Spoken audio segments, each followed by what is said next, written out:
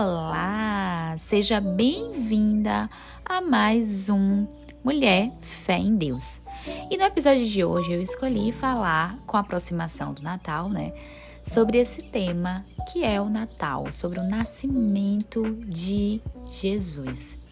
E para falar sobre esse tema, eu separei algumas passagens para que a gente possa refletir a respeito desse momento que é tão importante para nós. E a ideia aqui é começarmos do início. Vamos começar falando sobre o nascimento de Jesus, mas lá da anunciação do anjo a Maria. Então, aqui em Lucas 1:26, nós temos: no 6º mês, Deus enviou o anjo Gabriel a Nazaré, cidade da Galileia, a uma virgem prometida em casamento a um certo homem chamado José, descendente de Davi.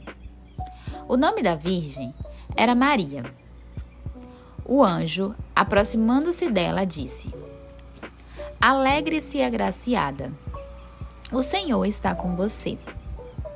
Maria ficou perturbada com essas palavras, pensando que poderia significar essa saudação.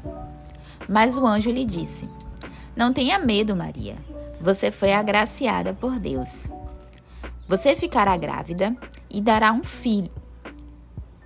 luz a um filho, e lhe porá o nome de Jesus. Ele será grande e será chamado Filho do Altíssimo. O Senhor Deus lhe dará o trono de seu pai Davi, e ele reinará para sempre sobre o povo de Jacó. Seu reino jamais terá fim. Perguntou Maria ao anjo: Como acontecerá isso se sou virgem? O anjo respondeu: O Espírito virá sobre você, e o poder do Altíssimo cobrirá como uma sombra. Assim, aquele que há de nascer será chamado Santo, Filho de Deus. Também Isabel, sua parenta, terá um filho na velhice. Aquela que diz ser estéril já está em seu 6º mês de gestação, pois nada é impossível para Deus. Respondeu Maria: Sou serva do Senhor. Faça-se em mim conforme a sua palavra. Então o anjo a deixou. Eu quis trazer o início de tudo aqui para nós refletirmos várias partes desse versículo que são tão importantes para nós. A primeira parte que eu vou começar falando é como um anjo aparece para Maria. É a surpresa dela, a admiração, ou talvez os questionamentos que possam ter passado pela cabeça dela a respeito de por que eu humana, Estava até lendo um livro esses tempos que falavam exatamente sobre isso. Ele trazia um pouco da perspectiva humanizada de Maria, de o que pode ter passado na cabeça dela durante esse momento de encontro com o anjo. Essa surpresa, essa admiração dela e esses questionamentos internos que ela pode ter vindo a pensar quando ela pensou que ela geraria o Filho do Altíssimo, E eu gosto muito que o anjo disse a ela que alegre-se no Senhor. O Senhor está com você. Para que ela fique feliz com esse presente que ela recebeu dos céus. Esse presente que vai ser dado a ela através da unção com o Espírito Santo. Vai ser concedida a ela através da ação do Espírito Santo sobre ela. E ela dará porá o nome de Jesus, Então ele é claro sobre as instruções dessa atividade. Eu acabei de ver uma passagem de Frei Gilson, inclusive, que ele coloca justamente isso, que ela permitiu a ação do Espírito Santo. Não foi algo simplesmente imposto a ela, mas ela permitiu que o corpo dela fosse usado, fosse trabalhado para que a vinda do Altíssimo, daquele que viria salvar todos nós, viesse. Aquele que viria fazer novamente a união nossa, Porque segundo os estudos bíblicos, Eva foi aquela que acabou rompendo com essa unção, essa união nossa com Deus. E Maria vem justamente para unir novamente a gente com Deus, fazendo com que nossa união, nossa intimidade com Deus seja ainda mais estreita, devido à vinda, à remissão dos pecados que se originou a partir do filho dela, né? E, continuando a passagem também, esse envio desse presente a Maria sobre o Espírito Santo, e ele também trouxe uma confirmação que a sua prima Isabel, ela também teve um milagre da vida dela, né? Ele confirma isso. Então, olha, sua prima Isabel, ela também tá grávida. Isabel, que era extremamente idosa, Isabel, aquela que pensava que não poderia mais ter filhos, aquela que também teve um milagre atendido, né? Aquela que simplesmente era uma mulher que já não tinha mais esperança de ter filho, porque ela não tinha tido durante muito tempo, já era uma mulher com idade avançada.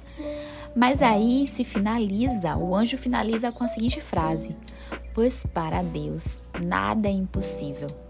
Então a vinda do Altíssimo, ele vem e ainda vem com essa mensagem: para Deus nada é impossível.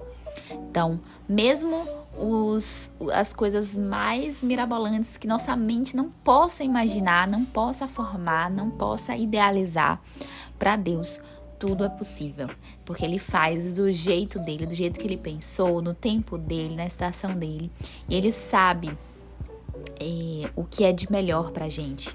Então, para Isabel, talvez ter um filho antes não fosse dessa forma, né? Fosse somente ter uma vida ali gerando, mas não, ela realizou a vida ainda através de um milagre, através daquele que seria João Batista, que viria abrir portas, né? E com a sua palavra, com a sua presença, ele iria abrir portas para o caminho de Jesus, né? Para Jesus caminhar naquela região. Então, e ela responde: eu sou a serva do Senhor, faça-se em mim conforme a sua palavra. Então ela se dispõe a isso, ela se coloca a serviço de Deus. Nós não precisamos somente aceitar, a gente pode se colocar a serviço de Deus, mas ele precisou dessa autorização de Maria para que ele a usasse como a mãe do Salvador. E aí ela visita Isabel, né? Isabel fala uma frase que é muito interessante, que é: bendita és tu entre as mulheres e bendito é o fruto do vosso ventre. Isso porque o primeiro que identificou o Messias, né, a vinda de Jesus ao mundo, a vida de Deus ao mundo, foi justamente o João Batista, quando ele era criança, porque ele exaltou no ventre de Isabel. Então ele fez com que ele se agitou, né? Então, e Isabel ficou cheia do Espírito Santo. É isso que a palavra diz em 1:39, em Lucas 39-42. Então, Isabel ficou cheia do Espírito Santo e exclamou: bendita és tu entre as mulheres e bendito é o fruto do vosso ventre. Então, foi o encontro dessas duas primas, uma com um milagre e a outra encaminhando, né, sendo a gestante do Salvador. E aí eu gostaria de pular um pouco as passagens aqui, para que a gente não se alongue muito nesse episódio. Mas vamos até o final, onde a gente, né, eu trouxe aqui a abordagem de que Maria e José, eles precisaram fazer uma viagem, uma travessia. Eles simplesmente não tiveram filho deles no conforto da casa deles. Eles não tiveram apoio da família deles, porque eles precisaram passar por um deserto. Eles precisaram viajar de uma cidade a outra para que assim eles conseguissem fazer o recenseamento, né? Porque naquela época José foi chamado para fazer como se fosse um alistamento, né? Uma contagem dos homens, dos guerreiros de cada cidade. E José, que era da cidade de Belém, precisou viajar precisou viajar. E nisso, essa viagem, né, que ele teve que passar, ele levou Maria, que esperava pelo filho dele. E aqui a gente tem a passagem. Naqueles dias, César Augusto publicou um decreto ordenando o recenseamento de todo o Império Romano. Este foi o primeiro recenseamento feito quando Quirino era governador da Síria. E todos iam para a sua cidade natal a fim de alistar-se. Assim, José também foi na cidade de Nazaré da Galileia para a Judéia, para Belém, cidade de Davi, porque pertencia à casa e à linhagem de Davi. Ele foi a fim de alistar-se com Maria, que estava prometida em casamento e esperava um filho. Enquanto estavam lá, chegou o tempo de nascer o bebê, e ela deu à luz a seu primogênito. Envolveu-o em panos e colocou numa manjedoura, porque não havia lugar para eles na hospedaria.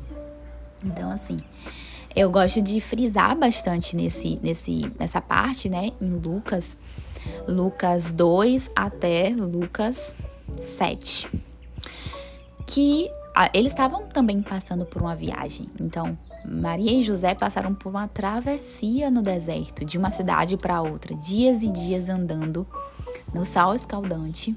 E com certeza isso deve ter provocado eles um grande cansaço. Então, eles não só estavam na travessia, como eles estavam, né, cansados, fadigados, porque imagina, ela carregando um filho de 9 meses, andando por uma terra árida, né? Ele também com os mantimentos, fazendo o que dava ali para que essa travessia fosse o mais tranquila possível.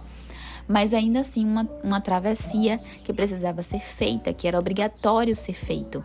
Não era algo optativo, era algo que ele precisava se alistar, era algo que ele precisava viajar. Então essa viagem com certeza os deixou nessa situação. Então a gente pensa que esse contexto em que Maria se encontrava era um contexto muito difícil. E aí, continuando essa ideia, esse versículo aqui, chegou o tempo de nascer o bebê, logo quando ela estava nessa travessia, né? E aí, a negativa do abrigo. Quer dizer, Maria não arranja abrigo em ambiente algum. Todos os lugares estavam cheios, justamente devido a este alistamento. Provavelmente essa viagem deve ter sido uma viagem que deixou outras pessoas também precisando de hospedaria e não existia hospedagem para eles. E imagine como gerar, como, né, parir, como colocar o filho do Altíssimo no mundo sem uma estrutura, sem um conforto.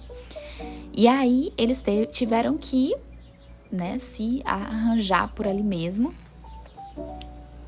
E aí a gente tem a questão dela ter colocado aqui, né, deu à luz ao primogênito, envolveu em panos e colocou na manjedoura. Então, os reis dos reis, ele não nasceu em um lugar luxuoso, né? Assim como em várias passagens que a gente visualiza, Jesus entrou em Jerusalém em cima de um jumentinho, algo extremamente simples para um rei. Jesus chega ao mundo numa manjedoura, né? Uma manjedoura local onde os animais costumavam beber água e tal. Então, assim, num lugar extremamente simples. Ele nasce numa manjedoura. Um lugar simples, sem luxo, né? E aí a gente tem também uma passagem que eu gostaria de ressaltar, que é Isaías 9, de 2 a 4. Que é: o povo caminhava em trevas, viu uma grande luz, sobre os quais viam a terra, da sombra da morte, raiou uma luz. Fizestes crescer a nação e aumentaste a alegria. Eles se alegraram diante de ti, como os que se regozijassem na colheita, como os que se exaltam quando divide os bens tomados na batalha. Então aqui a gente pensa, né, em Isaías, que ele estava justamente falando deste momento no qual os reis magos, né, eles viram a luz. Então eles estavam vivendo em trevas, eles estavam vivendo num momento que o jugo era extremamente pesado, que os oprimia, que a carga com seus ombros era extremamente pesado, o castigo do opressor era pesado. E eles veem a luz, justamente a estrela que guia o nascimento do Altíssimo.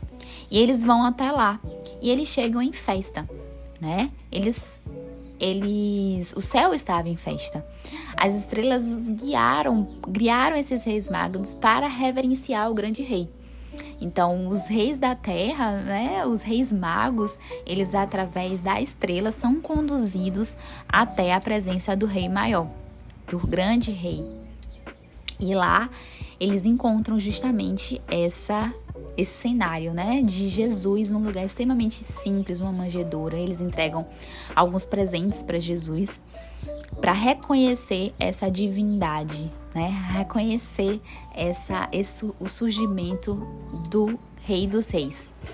E eu não imagino como deve ter sido a perspectiva celestial de ver Deus, né, o próprio Deus enviar o seu Filho único para vir nos salvar em um lugar simples, né, com a presença de Maria, com a presença de José, um carpinteiro e uma dona de casa, né? Se a gente pensar que Maria era uma dona de casa, uma mulher, pessoas sem muita instrução, não eram ricos, e assim nasceu o Salvador.